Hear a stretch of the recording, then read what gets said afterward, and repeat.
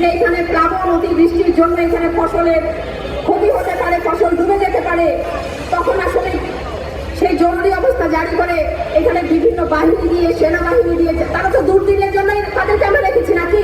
তাহলে তাদেরকে দিয়ে কি পারতেন না এখানে বিভিন্ন পেশাজীবী মানুষদেরকে কি যুক্ত করতে পারতেন না? সরকারের যে পুলিশ রয়েছে, আমলা রয়েছে, যে সেনাবাহিনী রয়েছে, তাদেরকে যুক্ত করে এই ধান এই 5 দিনের মধ্যে কেটে কৃষকের গোলায় ভরে দিতে পারতেন না? অবশ্যই। সেই কাজটি কিন্তু তারা করেন নাই। এখন এসে তারা ক্ষতিপূরণের কথা বলে, ত্রাণের কথা বলে দয়া দাক্ষিণ্য দেখাতে চাচ্ছে কৃষকদেরকে। বাংলাদেশের কৃষক এই বাংলাদেশের সরকারের কাছ থেকে কোনো দয়া নিতে রাজি নয়। বাংলাদেশের কৃষক জমির মালিক, তারা বাংলাদেশের জনগণের, বাংলাদেশের মালিক। তারা এই রাষ্ট্রের কাছে কোনো দয়া দাক্ষিণ্যের জন্য তাকে তাকায় নাই। তারা রয়েছে তাদের শ্রমের ঘামে মূল্য তারা এখানে দিতে জানে।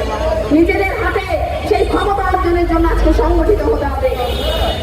আমাদের কৃষকদের যে ক্ষতিপূরণ দেওয়া হবে, সেই ক্ষতিপূরণের একটা টাকা, একটা বরাদ্দ যাতে ওই সরকারের যে এমপি রয়েছে, মন্ত্রী রয়েছে, তার যে সাংবাদিক রয়েছে, তাদের পকেটে যাতে না যায়, সেই দিকে আজকে বাংলাদেশের কৃষকদেরকে সতর্ক থাকতে হবে, সতর্ক দৃষ্টি রাখতে হবে, যাতে সম্পূর্ণ ক্ষতিপূরণ এবং কৃষকের যাতে কোনো ক্ষতি না হয়, সেই দিকে তাদেরকে নজর রাখতে হবে।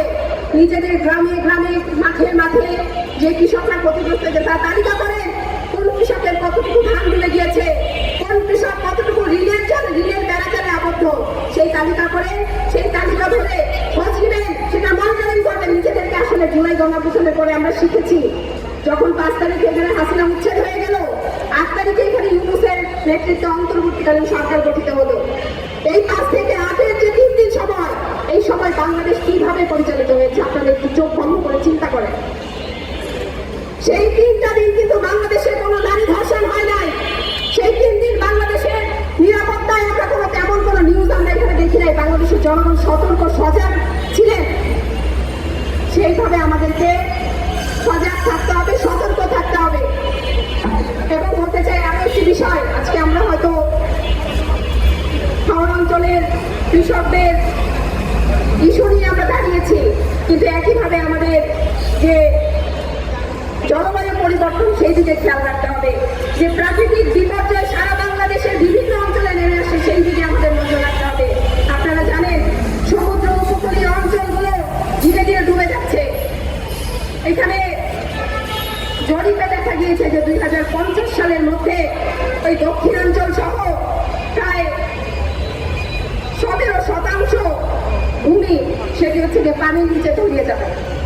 একটি ভয়াবহ সংবাদ। এই সংবাদের পরে আমাদের আসলে করণীয় কি, আমাদের চিন্তা করতে হবে।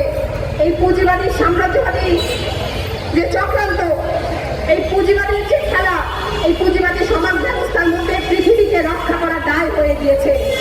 যদি পৃথিবীকে রক্ষা করতে হয়, যদি মানব সভ্যতাকে টিকিয়ে রাখতে হয়, তাহলে এই পুঁজিবাদী